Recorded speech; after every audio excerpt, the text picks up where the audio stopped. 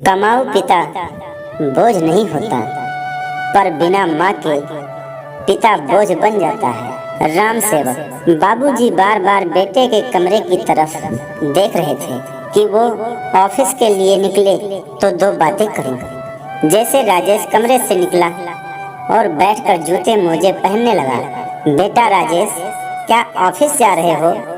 राजेश ने कोई उत्तर नहीं दिया तो वो दोबारा हिचकिचाते हुए बोलो, वो मुझे कुछ कहना था।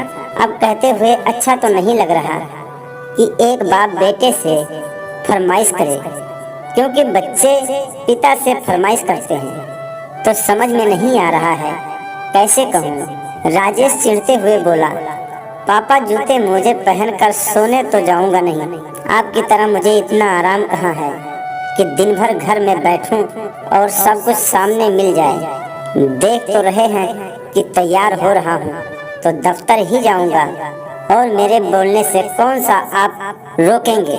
जो कहना है साफ साफ कहिए, मेरे पास वक्त नहीं है। वो ठहर ठहर कर बोलते, बेटा अब कैसे कहूँ, तुम्हारी माँ रहती तो मैं तुम्हें इतनी तकलीफ नहीं देता। वो मैं ये कह रहा था कि अगर तुम्हें वक्त मिले तो मेरे लिए दो शर्ट ला दो। दोनों शर्ट के बटन टूट रहे हैं। तुम्हारी माँ रहती थी तो लगा देती थी और वो शर्ट इतने पुराने हो गए हैं कि हर रोज वही पहनकर बाहर निकलता हूँ तो जान पहचान वाले टोकते हैं। तभी उधर से राम सेवक बाबू की बहू अंजना आई और बोली, बाबूजी आप हर समय इसी ताक में रहते हैं कि ये जल्दी में हो तो कुछ फरमाइश कर दो, तब तो इसे पूरा करना ही पड़ेगा। आप तो ऐसे कह रहे हैं जैसे माँ जी के जाने के बाद हम आपका ख्याल ही नहीं रखते। ऐसे तो आप शेर बने घूमते थे, अब क्या हो गया? अब क्यों भीगी बिल्ली बनकर बेटे से कह रहे हैं? और मुझे माँ जी की तरह खाली मत समझना कि दिन रात चूल्हा चौका करूं और फिर सबके शर्ट के बटन लगाती रहूं। राम सेवक बाबू बोले, बहू सही कह रही हो। वो घर संभालती थी पर अपने चेहरे पर शिकस्त नहीं आने देती थी। बिमला के जाने के बाद मैं तो जैसे अनाथ ही हो गया हूँ। और वैसे भी कमाऊ पिता बोझ नहीं होता, पर बिना माँ के पिता बेटे बहू पर बोझ बन जाता है। समझ सकता हूँ, मैं तुम लोगों के लिए परेशानी बन गया हूँ। आए दिन तुम लोगों से फरमाइश जो करता रहता हूँ। राजेश बोला, बस बस बाबूजी, अब इमोशनल ड्रामा करना मत शुरू कर दीजिए। अगर शर्ट के बटन टूट जाते हैं तो उसे मत पहनिए, पर कम से कम ताने तो मत दीजिए। याद है ना, बचपन में जब मैं नई शर्ट मांगता था तो कहते थे कि क्या जरूरत है, माँ तुम्हारी बटन लगा देगी। तो अब आपकी भी समस्या का मेरे पास समाधान है। वो हैरानी से बोले, वो क्या बेटा? राजेश ने अंजना से बोला, अंजना मेरे कितने शर्ट पुराने हो गए हैं जो अब ऑफिस पहनकर जाने लायक नहीं है।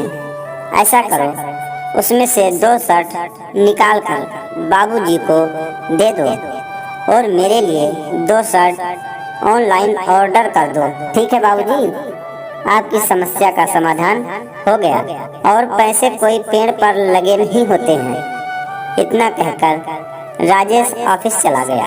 उनके जाते ही अंजना बोली, बाबूजी क्या माँ जी ने आपको कभी नहीं बताया था? मुझे तो बात बात पर टोकती थी कि जाते हुए इंसान को टोकना नहीं चाहिए। आप तो ताक में बैठे रहते हैं। अगर मैं न रहूं तो आप अपने बेटे को चैन की सांस नहीं लेने देंगे।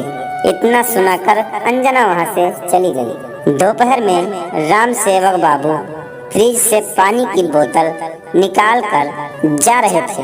अंजना बोली, बाबूजी कहाँ चले? वो पलटकर देखने लगे। अंजना बोली, पानी की बोतल तो निकाल ली, पर कभी बोतल भरकर नहीं रखते हैं। अब शाम में अगर ये या कोई मेहमान आए तो मैं क्या करूँगी? मैं पानी लेने से मना नहीं कर रही हूँ, पर जितना पानी ले लेते हैं उतना ही भरकर फ्रिज में भी रख दीजिए। राम सेवक बाबू चुपचाप एक बोतल पानी भरकर फ्रिज में रख दिए और अपने कमरे में चले गए। शाम में अकेले उनका मन नहीं लगता। पत्नी को गुजरे हुए अभी साल लगा है, पर जीवन जैसे बोझ लगने लगा। यही घर था जब आते जाते उनकी पत्नी उनका हालचाल पूछती और चाय पानी देती रहती। अब तो बिना दो बात सुने पानी भी नसीब नहीं होता। क्या सच में पत्नी के मृत्यु के बाद एक वृद्धा व्यक्ति बच्चों के लिए बोझ बन जाता है? राम सेवक बाबू को तो कुछ ऐसा ही महसूस हो रहा था। शाम होते ही राम सेवक बाबू छोटे बच्चे की तरह घर से भागना चाहते थे। जैसे ही वे बाहर निकलने लगे, अंजना आई और उनकी तरफ 2 शर्ट फेंकते हुए बोली, लीजिए बाबूजी, ये दोनों शर्ट रख लीजिए और जिस शर्ट का बटन टूटा है उसे काम वाली से कहकर ठीक करवा लीजिएगा। शायद उसे आप पर दया आ जाए, क्योंकि मुझसे ये सब काम नहीं होगा।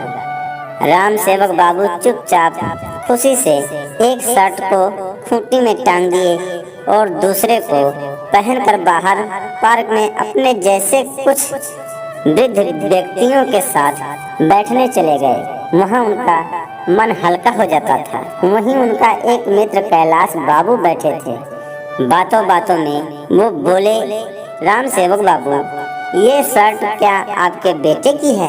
क्योंकि एक रोज वो मेरे बेटे से मिलने घर आया था, तब मैंने उसे पहने हुए देखा था। बेटे को ये रंग बड़ा पसंद आया था, उसने चर्चा भी की थी, इसलिए ये शर्ट मुझे याद है। राम सेवक बाबू एक पल को लज्जित हुए, फिर मुस्कुराकर बोले, कैलाश बाबू, अब ये क्या बताऊं? बेटा जिद पर अड़ा था कि बाजार चलिए, 2-3 नए सेट खरीद लीजिए। मैंने कहा, रोज दफ्तर जाते हो, 2-3 महीने में ही अपने पहने हुए शर्ट छोड़ देते हो, क्यों पैसा बर्बाद करना? और मुझे कहाँ जाना है तो मैं पहन लेता हूँ। पता है आपको, मान नहीं रहा था, बड़ी मुश्किल से माना है। इतना कहकर बेचारे झूठी हंसी दिखाने लगे।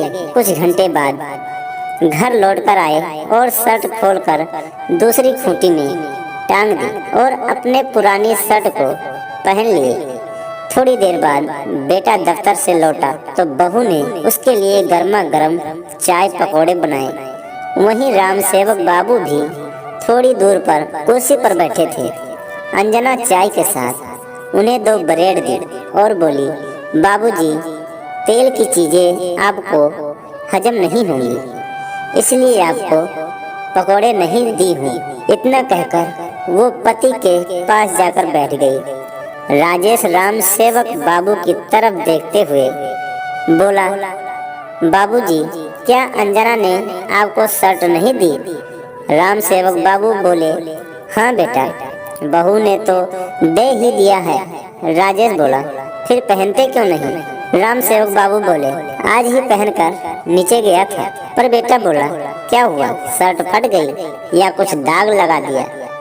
तभी अंजना बोली, हाय हाय बाबूजी, आपको पता है वो कितनी महंगी शर्ट थी, महीनों से ये पहन रहे थे। अभी 2 महीने पहले ही तो उन्होंने उस शर्ट को छोड़ा था। ड्राइवर कब से कह रहा था मुझे सर की वो पुरानी शर्ट दे दीजिएगा, पर मैंने उसे ना देकर आपको दिया। और आप हैं कि? राजेश बोला, बाबूजी, उम्र होने के बाद बुढ़ापे में लोग जिम्मेदार हो जाते हैं, पर आप तो माँ के जाने के बाद बहुत ही लापरवाह हो गए हैं। मैं सोचा था गांव से यहाँ आपको लाकर रख लूँगा तो आप कुछ सीखेंगे, पर आप तो ये आपकी बहू आपके लिए इतना सोचती है और आप उसकी परेशानी बढ़ाते हैं। राम सेवक बाबू बोले, नहीं बेटा, ऐसी कोई बात नहीं है। शर्ट ना तो फटी है ना दाग लगा है। वो क्या है कि मैं उसे पहनकर नीचे गया था, किशोर बाबू ने वो शर्ट देखी और बोले कि ये शर्ट आपका बेटा पहनता था।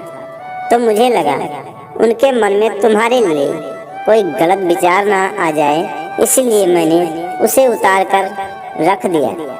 राजेश बोला, क्या जरूरी था आपको वो शर्ट पहनकर किशोर अंकल से मिलने की? और गलत विचार उनके मन में नहीं बल्कि आपके मन में आया होगा कि मैं पुरानी शर्ट पहनकर जाऊं, लोगों को दिखाऊं कि देखो मेरा बेटा मुझ पर ध्यान नहीं देता है। कितना भी कर लो आप किसान के किसान ही रहेंगे। मिट्टी में पले बढ़े हैं, शहर के तौर तरीके कहाँ से सीखेंगे? इतना कहकर किशोर उठकर चले गया। अंजना बोली, बाबूजी आज आपने इनका मूड खराब कर दिया। ऐसा कीजिए, रात में आप अपने कमरे में रहिएगा, मैं आपका खाना वही दे दूंगी। राम सेवक बाबू बेचारे बिना गलती के 4 बातें सुनकर चुपचाप अपने कमरे में चले गए। अगले दिन अंजना फोन पर अपनी माँ से राम सेवक बाबू की शिकायत कर रही थी।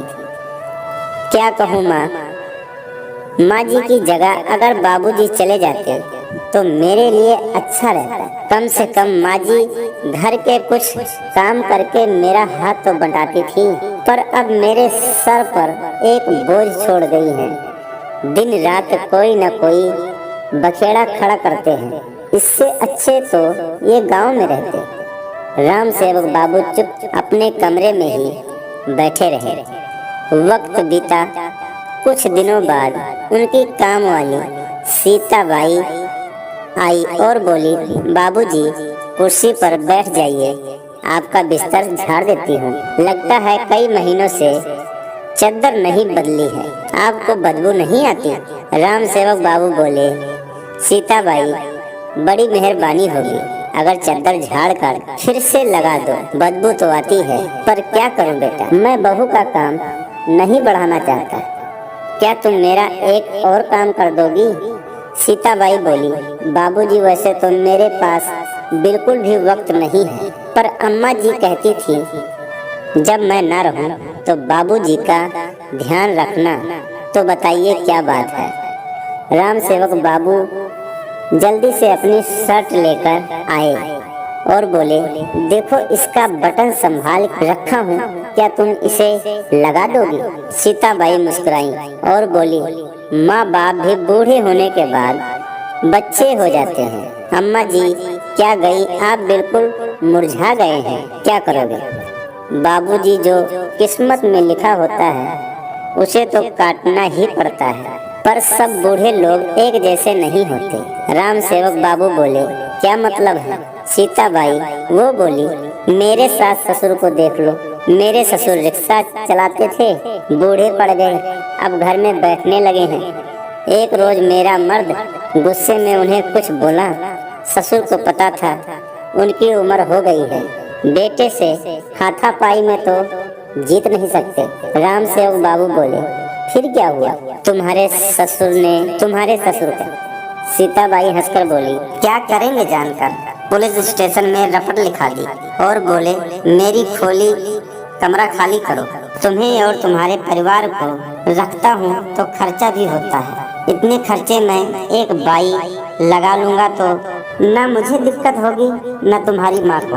राम सेवक बाबू आश्चर्य से सीताबाई को देख रहे थे और बोले, तो तुम्हारे पति ने क्या कहा? सीताबाई हंसकर बोली, कहेगा क्या, आज की दुनिया में घर और राशन में क्या कम खर्चा नहीं होता? अरे इतने पैसे में तो कितने माँ बाप को लोग खिला सकते हैं। वो दिन था और आज का दिन है। आज तक मेरे मर्द ने उनसे ऊंची आवाज में बात नहीं की है। ये लो बाबूजी, आपका शर्ट तैयार हो गया। राम सेवक बाबू की जिज्ञासा बढ़ी तो वो बोले, सीताबाई एक बात बताओ, तुम्हारे ससुर ने तुम्हारे पति के साथ ऐसा व्यवहार किया, तुम्हें बुरा नहीं लगा? सीताबाई बोली, बाबूजी एक बात कहूँ, थोड़े दिन के सुख के लिए मैं अपना बुढ़ापा नहीं बिगाड़ना चाहती। आज अगर मैं अपने पति के साथ हो जाती तो हो सकता है कल को मेरा बेटा भी मेरे साथ यही सब करता। ना बाबा ना, मुझे बुढ़ापे में अपने बच्चों पर बोझ नहीं बनना। अपनी कमाई से अगर मैं बुढ़ापे तक खा सकती हूँ तो क्यों बच्चों पर बोझ बनूंगी। मेरे मरने के बाद ही पैसा और घर मैं अपने बच्चों को दूंगी। इतना कहते हुए वो चली गई। सीताबाई की बातों ने उन्हें सोचने पर मजबूर कर दिया कि जब एक रिक्शे वाला रिटायर होकर अपने घर में इज्जत से रह सकता है तो मैं क्यों नहीं। मैं तो किसान था, भले मुझे पेंशन नहीं मिलता पर ये घर और बाकी की संपत्ति तो मेरी है। 2-3 दिन विचार किया और बेटे से बोले, मुझे तुमसे कुछ बात करनी है। बहू बोली, बात क्या होगी? फिर कोई फरमाइश होगी। राजेश बोला, बाबूजी ऐसे ही मुझ पर बहुत बोझ है, आप और मत बढ़ाइए। माँ के जाने के बाद आप बहुत परेशान करने लगे हैं। इससे बेहतर तो आप गांव में ही किसानी करते। मेरी गलती थी जो माँ के साथ आपको यहाँ ले आया। राम सेवक बाबू बोले, हाँ बेटा, माँ बोझ क्यों लगती? तुम्हारे घर का काम जो करती थी। छोड़ो उन पुरानी बातों को, मैं वापस गांव जाना चाहता हूँ। अंजना खुश हो गई तो राम सेवक बाबू बोले, मैं अपना पुराना मकान ठीक करवाऊंगा तो सोचता हूँ इस घर को बेचकर गांव का मकान ठीक करवा लूँ और फिर से किसानी शुरू करूँ। अंजना बोली, बाबूजी ये तो सरासर धोखा है, आप मेरे घर को कैसे बेच सकते हैं? वो हंसकर बोले, धोखा? और तुम्हारा घर? ये घर मैंने अपनी कुछ जमीन बेचकर और कुछ पर लोन लेकर अपने नाम पर ली थी, तो तुम्हारा कैसे हुआ?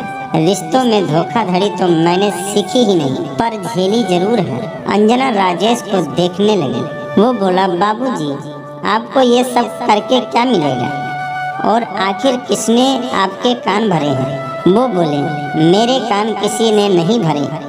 और एक बात कह दूं, मैं किसी पर बोझ नहीं हूँ। भले ही नौकरी नहीं करता था पर एक किसान था, पसीने की कमाई खाता था और आगे भी खा सकता हूँ। आज जो तुम नई शर्ट और टाई पहन कर जाते हो, कभी सोचा है उसी मिट्टी और पसीने के बदौलत यहाँ तक पहुँचे हो। मेरा फैसला सुन लो, अब मैं गांव जाकर रहूँगा। मुझे फिर से खेती शुरू करने के लिए कुछ पैसे चाहिए जो कि अब मेरे पास है नहीं।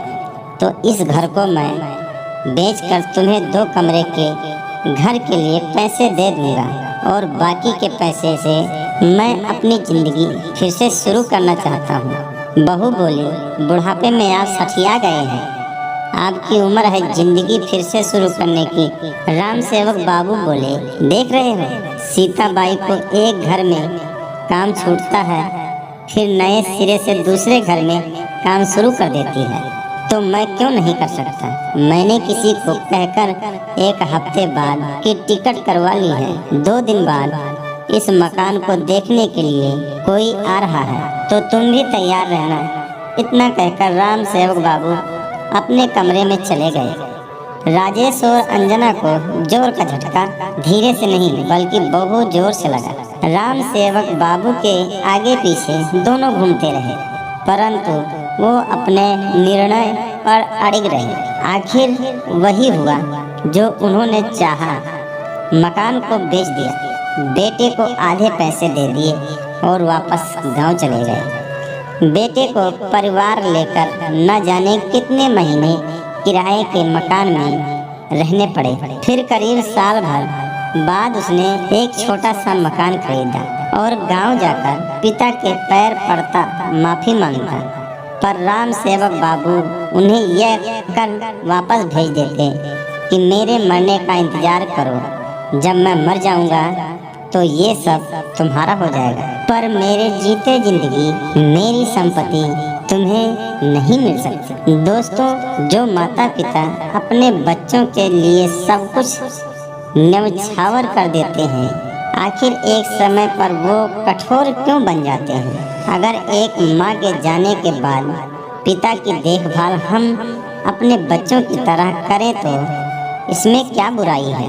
और अगर हम अपनी जिम्मेदारी नहीं निभाते हैं तो उनसे कुछ मांगने का हक भी नहीं रखते हैं। क्या राम सेवक बाबू का लिया गया फैसला सही था या गलत? आप लोग कमेंट में जरूर बताएं।